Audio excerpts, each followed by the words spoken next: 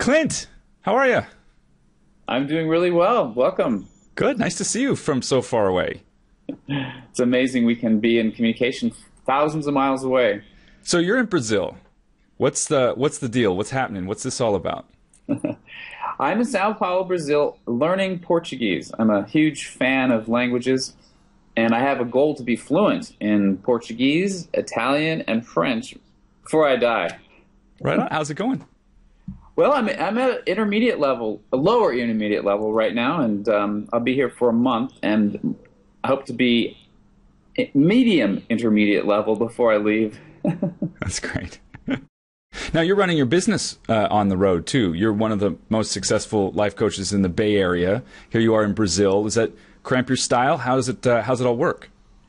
Well, it's great because technology now allows me to go wherever there is internet and serve my clients the same as if I'm at home. So yeah, I've created a lifestyle where I can travel around pretty much at my will. That's cool. And I've chosen Brazil, of course, because they speak Portuguese here. And next, I'll be going to Italy and then France because I need to learn French. So Angola wasn't high up on your list of places to learn Portuguese, I guess. No. Tell me, listen, let's talk about coaching. I think that's what most folks are interested in. It's why I asked you to do this interview. You've been a coach a while, but not forever. What were you doing before, and when did you get started? Just kind of fill us in a little bit about your path, your journey to this career that I know you love so much now. Yeah, it was 12 years ago that I got certified as a professional coach through the Coaches Training Institute. But before that, I didn't know anything about coaching. I didn't really know anything about the field of personal growth. I was in information technology. I was a consultant, and I traveled around the world working for very large companies, doing massive projects to integrate different systems or migrate different systems. And I really did, for a long time, love technology and what it's capable of. But it became clear after a while that there was something missing. As it turns out, I worked for a number of companies that just happened to do business in areas that were not consistent with my personal core values. Mm-hmm. But I didn't even know that at the time. I didn't know what personal core values were. But what I did know that I wasn't fulfilled, and I didn't know why. So I started looking for something else. And really, it was just a series of miracles, a series of serendipitous events that brought me to coaching. I met a coach right at the very time that I had kind of an epiphany in my life where I wasn't happy with what I was doing. I knew there had got to be a better way. And for the first time in my life, Adrian, at the age of 34, I think it was, I had an experience that I could do anything I want with my life. It was really new experience for me. I was on a path that I now call the whatever's clever way of living. Okay. So simply, I had a job and I was doing my job, and there came an opportunity that maybe paid more, a little more challenge, a little more responsibility. So I went to that job, and then I'd do that job for a while, and then same thing, a new opportunity, maybe more pay, more responsibility to move to that job. And that was basically my perspective on a career path. So to think I could do absolutely anything I wanted was a real breakthrough. It was a real transformation in the way I looked at my life. And at that moment, that's when things started to happen. Just, again, just coincidentally. Yeah. It started to happen. So I met a coach, and I hired him immediately. And one of the first things we did was to clarify my values. And that process in itself was hugely enlightening because it explained so much about what was working in my life, what wasn't working in my life, why I wasn't happy. And coaching actually aligned perfectly with my values. So I took the initial coaching training course, 3-day course, and that was pretty much all it took. You were hooked. I was hooked. Yeah. I now know that I've always wanted to make a difference with people. I've always wanted to be the one, through conversation in real time, to make a difference with people, a real and lasting difference with people. That is something that has always been there. I just didn't have the skills. And I didn't know I didn't have the skills. I was a kind of guy who would give people advice very regularly, sometimes, most of the time, even if you didn't ask me. I had a lot of opinions on how you should live your life. But as we now know as coaches, telling people how to live their lives does not help. It doesn't work. It's not effective, and it annoys people. Yeah. Well, in fact, it does annoy a lot of people, and I presume that in that time in my life that plenty of people just sort of went away from me because that they weren't interested in what I had to offer. But what I did develop was a circle of people in my life who wanted someone to tell them what to do, and in the end, it still wasn't fulfilling because they wouldn't do what I told them to do. It's kind of funny that way. So nobody was satisfied in the interaction, but I continued to do that as if sooner or later it would work. Right. And then coaching, you got a whole new set of tools. How did it change even, let's say, your relationships with your friends and your community? We'll get to your clients in a minute, but how did it alter the world you lived in, your friends, your family, your community? It was like turning my world upside down. It was I don't know how to say it. It just turned my world upside down because I realized that everything I was doing that I thought was making a difference with people was actually doing the opposite.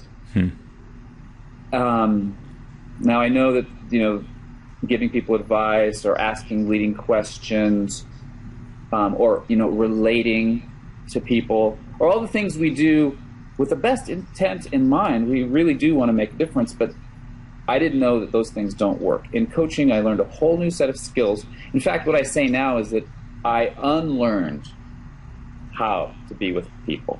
Right. The process of coaching training was as much unlearning as it was learning new skills. That's great. Now, let's talk about business for a second. I mean, you had this experience as a somewhat high-flying international consultant. You must have been able to hit the ground running and have your practice take off, or how'd it go? Well, yeah, I was completely thrilled with this newfound set of skills, and I was just telling everyone I knew, was offering coaching left and right to everybody, and it just so happened that I got laid off in my .com startup job the same month I got certified as a coach. So yeah, there was this wind behind me, and I just kept going, plenty of enthusiasm and a huge overconfidence in my understanding of what it took to build a business as a self-employed service professional. Had you had any training in the business side of coaching at that point, or not so much? None whatsoever. And I had this idea that I understood business largely because I was a consultant in the business world. Sure. But the principles behind successful business in an international conglomerate is a lot different than solo entrepreneurialism. Much different. But I didn't make that connection right away because it really, for at least the first 2 years, I was just so completely on fire with enthusiasm and overconfidence that I didn't notice I was missing those skills. I actually had some success. I had a lot of success initially just because of that. Yeah, but eventually, I ran out of people to talk to. My circles, so to speak, I'd exhausted all of the people I already knew. Yes. And then my business started to fail pretty quickly, in fact. Over the next, in the third year of coaching, it wasn't happening, and I didn't know why. So you were in something of a crisis, in other words, and I think this is probably a situation that every coach has experienced, and if they haven't, it just hasn't happened yet, where you're deeply committed to what you're doing, You've had success working with people, so you're not questioning your coaching skills necessarily. You may have, continued to develop that part, but you're beginning to wonder, what do I do to actually get more clients, to build this business? The things that were working before aren't working now. What'd you do about that? Exactly. How long did that last, and what happened? And I think this is the part people really want. I'm imagining people really want to know exactly. Okay, so now what? Like, talk me out of that. I'm there. Show me the rope ladder out of the pit or something. So, how'd it go? Well, the funny thing is, as a member of my local chapter of the International Coach Federation, San Francisco coaches, we had trainings about business, and even the Coaches Training Institute itself offered training on how to build a business. So it's not that the education wasn't there. The support was clearly there. It's just that, my attitude was such that I didn't need it, so I didn't even look for or listen for those opportunities. But as I failed, as I had to face the fact that I wasn't expanding my business, in fact, it was shrinking, I suddenly started listening a little bit more closely to what people were offering. And I also did some major soul searching and got to the root of some of the things about me personally that just didn't work in general. And again, it's the overconfidence. It was me being able to convince myself I didn't need your help. I didn't need help. Gotcha. So it's really in the failure and the financial bottoming out that had me take some specific training in selling coaching. That is, selling very personal, transformative services like coaching. Mm-hmm. And then I actually quit coaching for a year, because I looked around and I said, okay, I have this training in selling, but I don't have anyone to talk to much. If my list of leads had shrunk, so the 3 people I could talk to wasn't sufficient, I thought, to really practice these newfound skills in selling. So I quit and I found a job selling memberships at my gym. And that offered me the opportunity to practice these sales skills over and over and over, day in and day out. Yeah. Is that something you recommend to people? I mean, most people wouldn't think that in order to get better at selling coaching, they should quit coaching and go sell something else. Gym memberships, I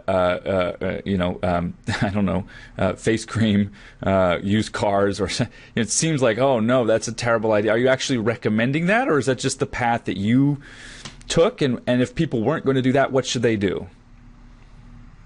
Well, the thing is, what should they do? No, I'm saying you need to go do what I did. But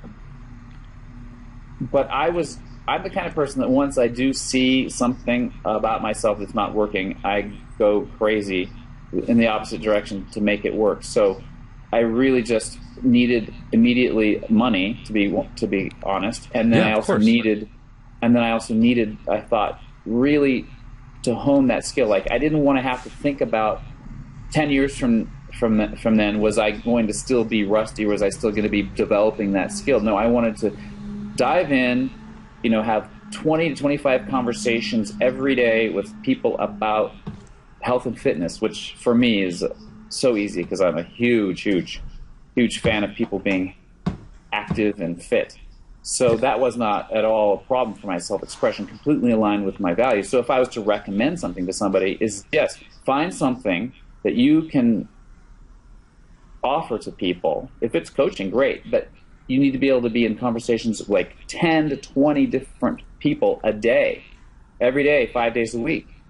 And that way you have plenty of opportunities to fail, plenty of opportunities to see how you do with people, plenty of opportunities to see where you stop with people, plenty of opportunities to see how you're able to get people engaged in something that matters, and then get them to commit to something, like as in sign on the dotted line and commit to something. It's Yeah. the same mechanism when you're selling anything, really. So for a year I did that, and I was hugely successful. I mean, it was interesting enough because I was combining coaching skills with these straight up selling skills. And, I was like the number one in the region most of the months that I was there doing that job. And I had a great time doing it. Yeah. It's interesting what you say, that part of what was so effective for you about that is how fast you could fail, and then how quickly there was another opportunity right after that. I'm not a golfer, okay? I've been golfing twice, 3 times in my whole entire life. But I do know that, at least intellectually, if I wanted to get better at my golf swing, I wouldn't take a single ball, go out onto the, to the driving range, put the ball down, and take my shot. And when it didn't work, think, oh, you know what, I'm going to come back and do it again next week. Yeah, I'd want to get buckets of balls and hit them over and over and over again, right? So I like that. I never thought about the sales conversations being like that. How quickly can you have them? How fast can you fail and move to the next one? It's a critical skills building concept, but I don't know that people often apply it to their business. So it's really great. Yeah, so really the question comes down to how are you able to get leads into your coaching practice? You need to create opportunities to be speaking to lots and lots of people and setting up presentations with them.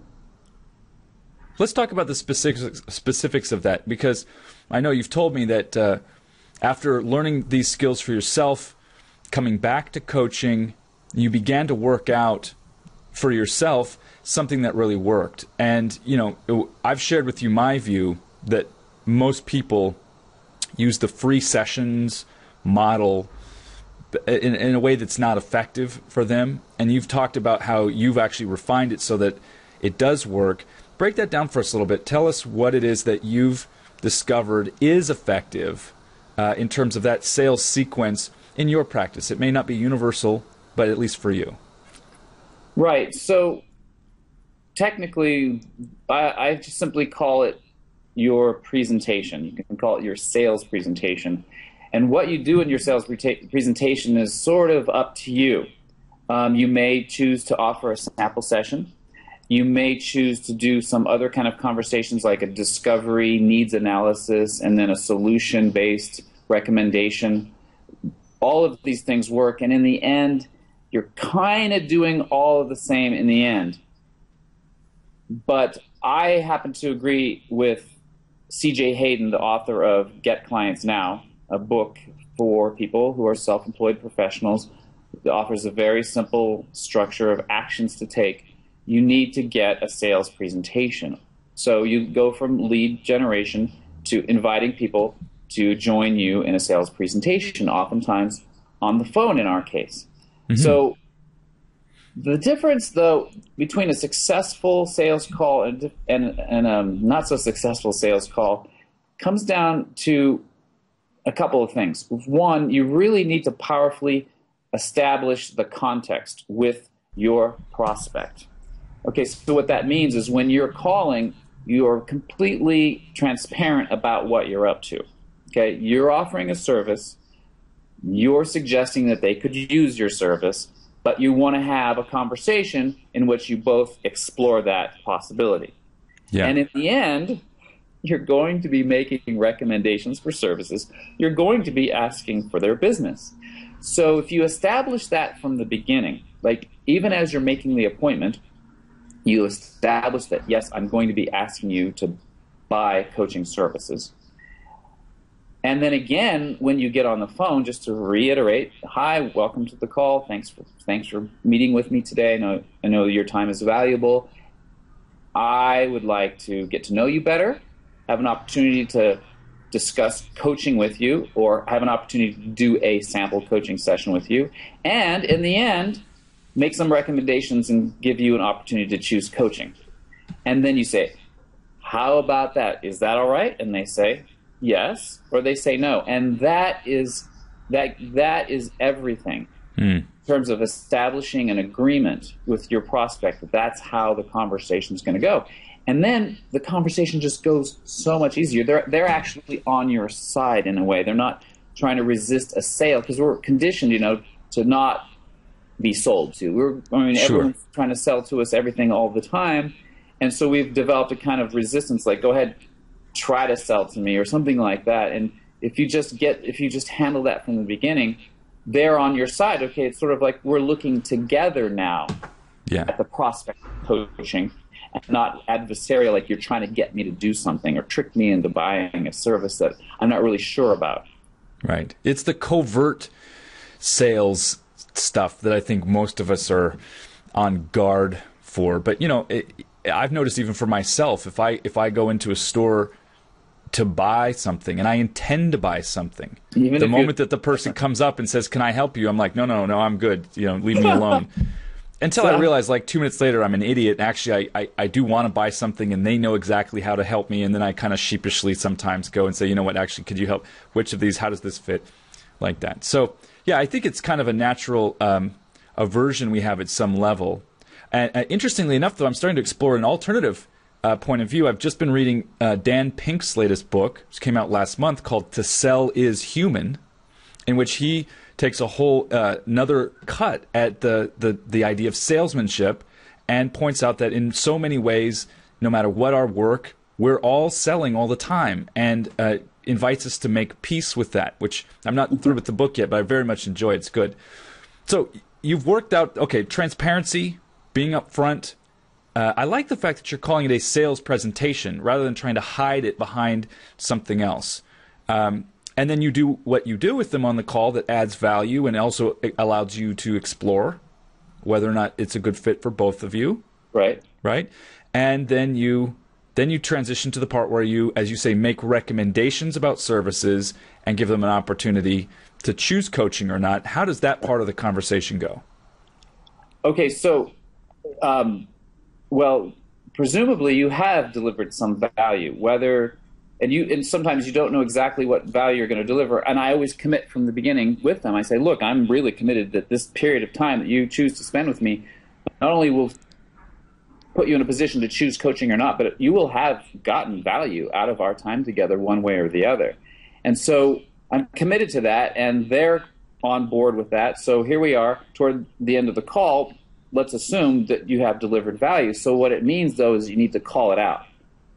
Because sometimes, say, for example, you're doing a discovery. So what's going on with your life? Tell me about your life. What do you need? Find out they want to do some dating. You find out that they want to maybe have a different job.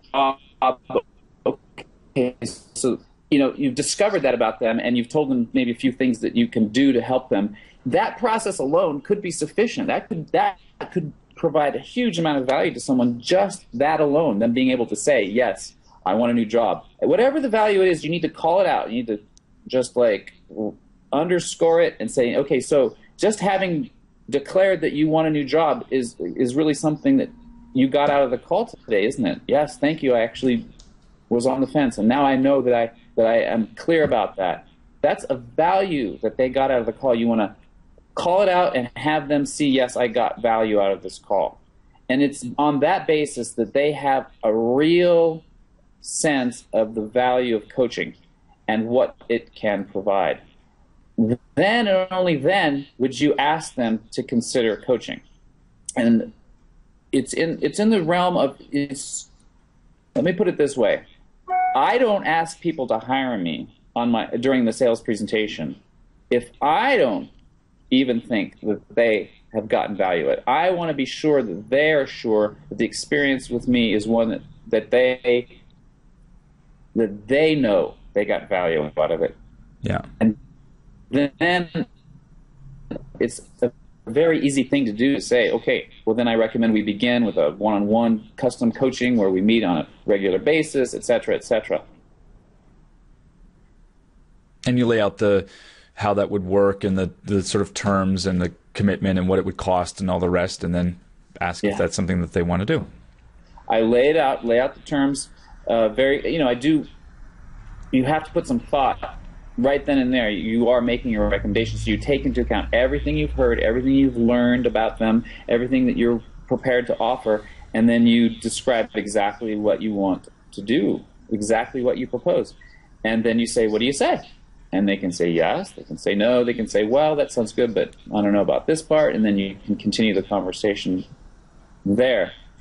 My experience, if you're really great at developing the context from the beginning, establishing the agreements for the call, providing value on the call,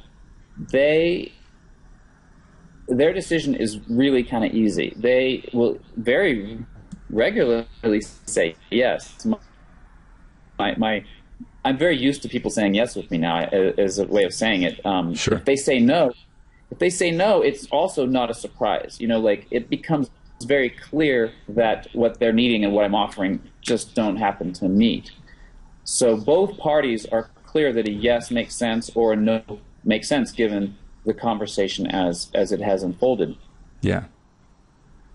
How much of your business now is one-on-one coaching? I know you've also done some other things at group programs. I'm interested to hear a little bit about that. Kind of lay out, if you will, the different offerings you have and the different ways people might find out about it. Kind of what's the big picture if we were looking down from above at your coaching practice? What are the components of it? Very good. So yeah, I am personally working with people one-on-one primarily. This is my forte, my love. I love working with a relatively small number of select clients, and they pay me a premium price, which for me communicates that they are absolutely committed. Mm-hmm. And I concentrate a fair amount, most of the bulk of my work on those select clients, one-on-one. And for them, I offer them, almost total access to me. We meet on a regular basis, of course, they're weekly calls, but we're continuously looking for opportunities to be in communication throughout the week, depending on what they're up to that week. And so that's really the bulk of my work, and I love it. At the same time, I do group work as well. Group work is really exciting and fun. It's a completely different set of skills. I've gotten a lot of training from the Coaches Training Institute and Landmark Education about how to lead groups, and I have great impact on working teams. So particularly an offering I have called Dynamic Teams is a composition of a variety of different things to help teams work better, be more productive, and more harmonious, and to actually succeed according to their own goals, and at the same time honoring their values. This is extraordinary, and it's completely unlike the way most working teams and offices work. So I love that work. I do as well. I also do a dating program. It's called Abundant Dating, and it's really for singles who want to ultimately choose a partner, but haven't been successful. It makes dating fun again because it basically, the program is a game where you set up a number of how many dates you're going to have each month, and with how many people, and we go through all the different phases in terms of rejection and the ultimate thing is to learn about what you didn't know about what's important to you in a relationship, thereby empowering you to ultimately find the perfect mate. And then I also do another program on the phone, the Abundant Dating's on the phone, as well as a new program that I've started. It's a spiritual program, but it's all about health and fitness. So if you can combine working out and your higher power together, then you get the Metaphysiques program. So it's really kind of extraordinary. I don't know if there's anything else like it on the planet, but it brings together two huge passions of mine, spirituality and health and fitness. It brings together the spirit and the body, but really in action. So, for example, you establish your workout routine as a sacred activity. It's not just your workout routine anymore. It's actually your routine. It is your it's your sacred activity, the time where you convene with your higher self or your higher power, and thereby you end up sweating a lot, but you end up also developing the higher side of you at the same time. That's great. Yeah, fitness as a spiritual discipline. Yes. Yeah, yes. That's good stuff. How do people? Let's walk through those. So you've got the team program, dynamic teams. You do that primarily for companies. How do they learn about you, and what's the process that moves them from finding out that this is available until you're actually working with their team? Great. Well, yeah. So that has tended to be through my existing client base. So I work with a lot of leaders and entrepreneurs. So they're building teams and they're getting things done through teams. And so as much as I'm coaching the CEO, for example, I'll say, hey, let's talk about the culture at your company. And very quickly we find out that people are all over the place as far as the culture is concerned. And so I share about some of the offerings I do in terms of social styles for effective performance. Leadership in terms of tribal leadership is something I've embraced. And I tell them about dynamic teams and how I can help. And eventually then, usually through an introductory workshop, I'll say, okay, let's just do social styles training for one day. They love it, and they want more. Usually that's how it's happened. Next thing you know, I'm proposing an entire holistic program for their teams. Yeah. That's a paid training that day. That's not a freebie. Oh, no. It's paid training for sure. Yeah, good. So there's kind of a sequence from you're working with someone. In any case, the referral happens either because they're already a client or they recommend you to somebody that you know. You have conversation with that person, kind of lay it all out. Then you're doing a paid training, half day a day, something, right? Which then has them able to experience really, is this something valuable for my people, get their feedback. And of course, once the people have embraced this new opportunity to work on their communication, work on their culture, et cetera, it's almost a no-brainer, for the company to then say, well, look, let's go further and invest in a longer-term program with them. Yes. Is that how it works? Yeah. There's a huge challenge so often to communicate the return on investment to business people about the quote-unquote soft skills. A lot of businesses, they're working on tight budgets, and for them, usually the perspective is, we just need to get the next level in terms of our business, whether it's to get the next level of investment or to get the next design phase out, or get the next, the next business, hardcore business aspect out. And they're running really in a kind of an attitude of scarcity. And so when you come along and say, wouldn't you like to learn about the variety of social styles in your office, from expressive to analytical and driving style versus the amiable, and they're like, you're crazy. It sounds like a luxury. Sounds like a luxury. But I know absolutely without any doubt that culture comes first. Yeah. Enterprises are people. Sure. And, my experience before I became a coach, as a consultant, I worked in a whole bunch of different offices in a lot of different companies all over the country. And each one had a very distinctive culture. Each one had, each one had its own distinctive culture, and you can tell the people who are happy and productive, and you can tell the ones where people are less than happy and productive. And it made all the difference in terms of the bottom line, the measurables that the company usually looks at, like profitability, or in terms of projects, like projects being delivered on time and under budget, those kinds of hard measures that usually are watched very closely.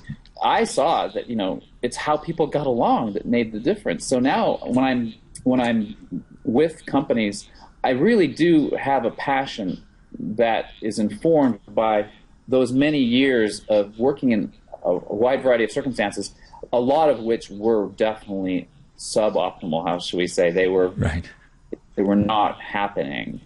So I know for a fact that culture comes first. All of the profitability and the revenue goals that they have are going to come from the people coordinating well, getting along, and just working well together and having shared goals, shared common cause, shared values. And so in as much as it might be foreign and unusual for business leaders to think that way, that's what I offer. Mm. Just one more question before I let you go. I know you're 6 hours ahead there in Brazil, and also I've got to get my 8-month-old off to his swimming lessons. But what I want to know is, looking back at it all. So you've been a coach now since 2000. You've had highs and lows along the way. If you could sort of sum up for somebody from your experience, something, a lesson you learned, something they should know, something that would help them kind of move through some of those hurdles. I don't believe you can take the hurdles away, by the way. I think that actually some of the best lessons we ever learn, we learn the hard way. I know personally I don't seem to learn any other way but the hard way. But if you could give them at least a direction or some guidance for people who want to get past some of those hurdles, what would you say? How would you boil it down? Well, yeah, I guess the big thing that has made all the difference for me is to separate sales from marketing. I am clear that when someone chooses me as their coach, it's a momentous occasion. Everything they will accomplish with me as their coach will come from that moment that they said yes. And so I no longer look at my marketing activities as something I need to do because I have to get clients. Like I have to get to that networking meeting because I got to get clients. No. Every conversation I have with people who are not my clients yet is as rich and as important and as fulfilling for me as the conversations I have with my clients, my paying clients. Because I know that one day they're going to say yes to coaching. One day they're going to say yes. And that will be the day that everything will begin for them.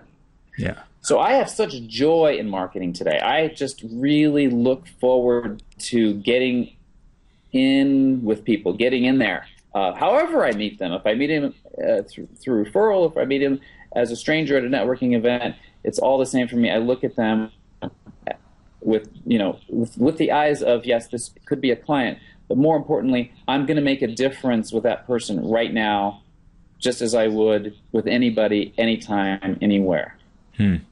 So it sounds to me, what you're saying in essence is you've stopped relating to marketing as something you have to do in order to sell. Exactly. Is that right? So first you got really clear about selling is a straightforward presentation of value with a clear opportunity for people to choose. Okay. Yeah. And once you know that and you've really mastered those spaces in a sales conversation, you're completely freed up in the area we might call marketing. And what I hear you saying is, and I like this, I personally take this view, marketing for you isn't, it's not a way to talk about what you're trying to sell so much as a way to engage, a way to create relationships, a way to educate, a way to add value. And if people are engaged with you and what you're talking about, they might ask you, or it might come to a point where it's natural then to talk about sales. But they're distinct things. Is that an accurate summary of what you're saying? That's an accurate summary. And what it has done for me is open up a whole world of activities that I might not have thought I would be doing because I didn't think that they were going to get me anywhere. So it's the most casual interactions sometimes turn into hiring clients, and it's with so much ease. I don't do any marketing, quote unquote, that I don't want to do. I do the activities that I want. I do everything I want to do, and because of my attitude, the clients come. It's great. Really great. Well, we could talk for hours. and it's a good thing we're friends so that we can sometimes in other contexts. But I just want to thank you very much for taking time to be here today. You know, the video's been a little choppy. There's been a little, that's the nature of the game when we're talking at thousands and thousands of miles distance. But I appreciate your heart, your energy, your passion, and you know, you're just knowing that you're out there sharing your love for people with people. Really warms me and inspires me. So thank you for that. Well, you're welcome, Adrian. It's great being with you today. All right. We'll catch up with you again soon. Thanks. All right. Goodbye. Bye.